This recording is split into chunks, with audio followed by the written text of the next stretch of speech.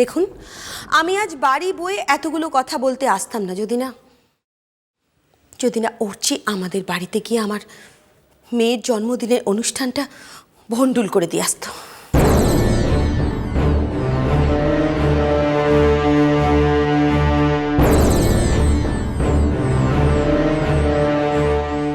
অর্চি, উনি কি অভিযোগ করছেন?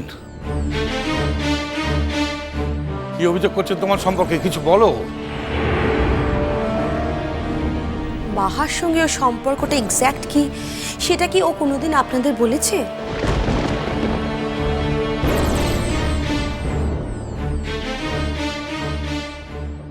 বলুন, এবার বলুন, ও কি সত্যি কথাটা বলতে বলুন।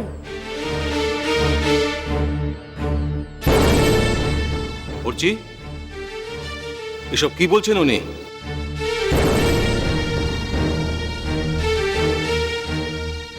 কি সম্পর্ক বাহার সঙ্গে অর্চির?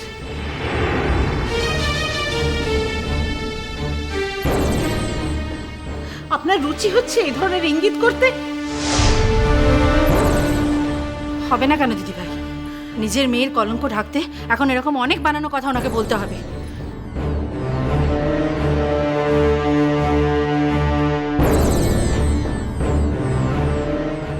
কি হলো অর্চিষ্মান মুখার্জি, চুপ করে আছো যে? আমি কি বানানো কথা বলছি?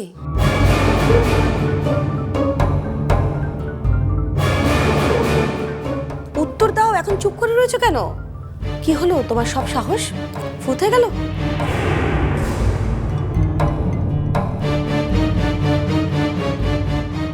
সত্যি কথা স্বীকার করার সাহস আমার ফুরোয়নি।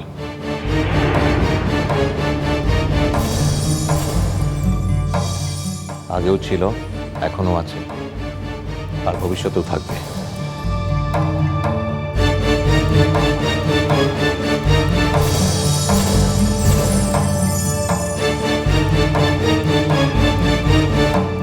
সত্যিটা কি অর্চি? আমি আমার জীবনের একটা গোপন সত্যি তোমাদের জানাই নিজে ঠুমনি।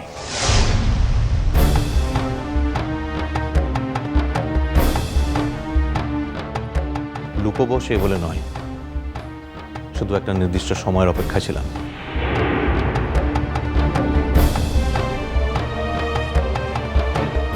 আর এক্ষুনি জানা নয় বাহার আপত্তি ছিল সব মিলিয়ে। কি সত্যি তুই বলবি অর্চি?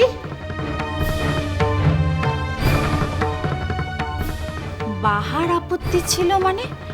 এখানে বাহার আপত্তির কথা উঠছে কোত্থেকে?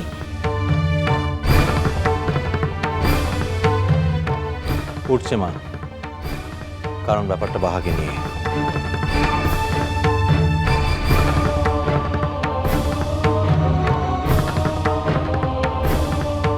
করছি আমরা বিষয়টা নিয়ে পরে নিজেরা কথা বলি। একজন বাইরের লোকের সামনে কেন আমরা নিজেদের পারিবারিক বিষয় নিয়ে আলোচনা করতে যাবো তাই তো বুঝতে পারছি না। বুঝতে যখন পারছেনই না, তখন আমিই বুঝিয়ে বলি। আপনার ভাই একটা মিথ্যেবাদী, একটা ঠক, একটা প্রতারক, একটা বিশ্বাসঘাতক।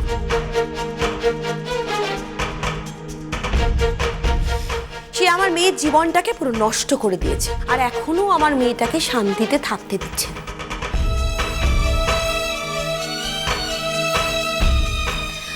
আর সেই জন্যই আজ আমি এখানে এসেছি যে সকলের সামনে তার মুখোশটা টেনে ছিঁড়ে ফেলে দেব।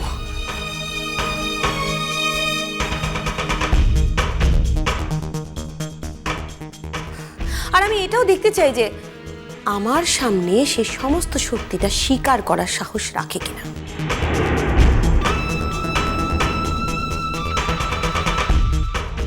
পারি জেঠিমণি। আমি বাবাকে ব্যাপারটা বুঝিয়ে বলি।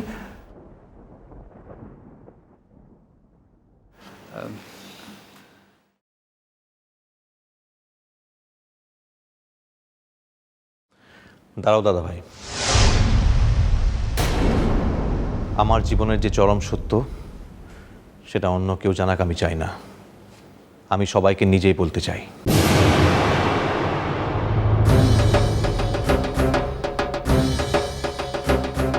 আমি আগেও তোমাদের আভাসে ইঙ্গিতে বলার চেষ্টা করেছি।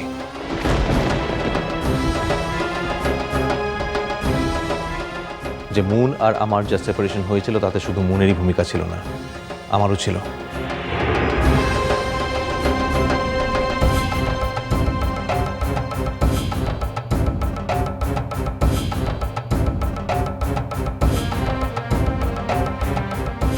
কি সেই ভূমিকা?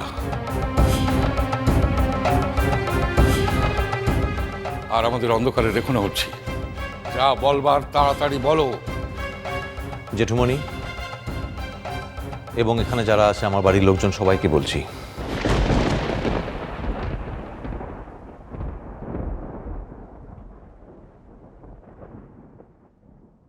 বাহা আমার বিবাহিত স্ত্রী।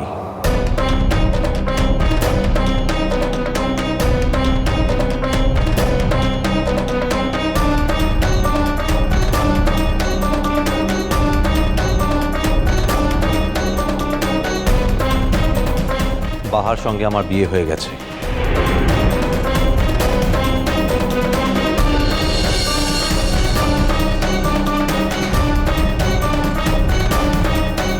বাহা এ বাড়ির ছোট বউ।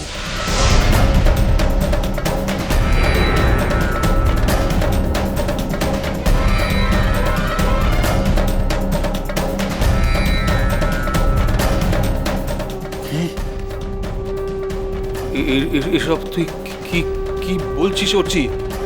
হ্যাঁ,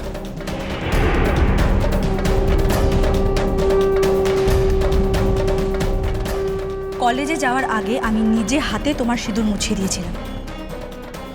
সিঁদুর কোত্থেকে পেলে তুমি? কি হলো বাহা? আমি তোমাকে জিজ্ঞেস করছি, কোথায় সিঁদুর পেয়েছো? রাস্তায়? ব্যাগটা দেখি। তুমি রাস্তায় বেরিয়ে সিঁদুর কিনেছো? আসলে সিঁদুরটা পরতে ইচ্ছা করছিল তাই পড়েছি, কিন্তু বাহা তোমার সব ইচ্ছের তো দাম দেওয়া যাবে না, তাই তোমার এই ইচ্ছেটার মর্যাদা আমরা দিতে পারলাম না।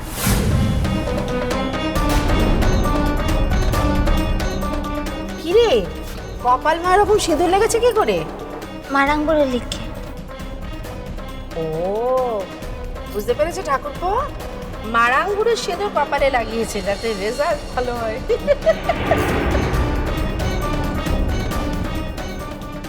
এসব তুই কি বলছিস অর্চি? তোর কি মাথা খারাপ হয়ে গেল অর্চি? দাঁড়ান দাঁড়ান, আমার সামনে আপনাদের এই নাটক করার আর কোনো দরকার নেই। আমি জানি যে আপনারা সবাই পুরো ব্যাপারটা জানতেন। তবে একটা কথা আমি যাওয়ার আগে আপনাদের সকলকে বলে যাই, দেখুন, আমার মেয়েটা অনেক অপমান, অনেক কষ্ট সহ্য করার পর একটা ভালো থাকার খোঁজ পেয়েছে জীবনে। আপনাদের ছেলে যেন ভবিষ্যতে তার সঙ্গে দেখা করে তার সেই ভালো থাকাটাকে আর নষ্ট করার চেষ্টা না করে।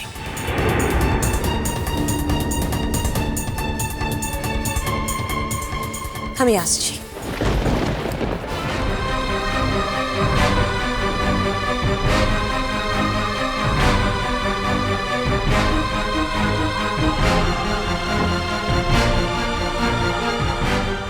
বুঝছি, তুমি যে কথাগুলো বললে সব সত্যি? হ্যাঁ জেঠুমণি, আমি যা বললাম পুরোটাই সত্যি। বাহা আমার বিবাহিত স্ত্রী।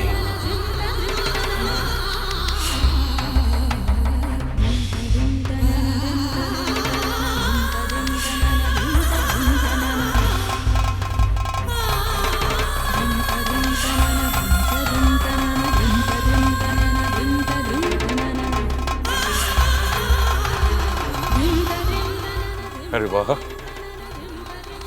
তুই আমাদের এত বড় ক্ষতিটা করতে পারলি?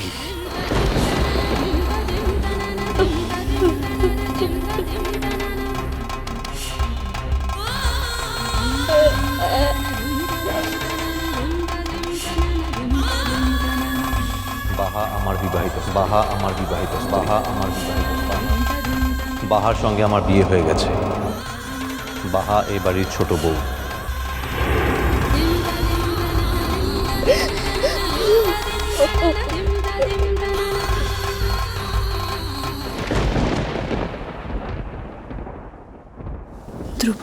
আমার হিয়ার মাঝে লুকিয়েছিলে, দেখতে আমি পাইনি তোমায়, দেখতে আমি পাইনি। মিষ্টি কুটু মিষ্টি কুটু মিষ্টি কুটু।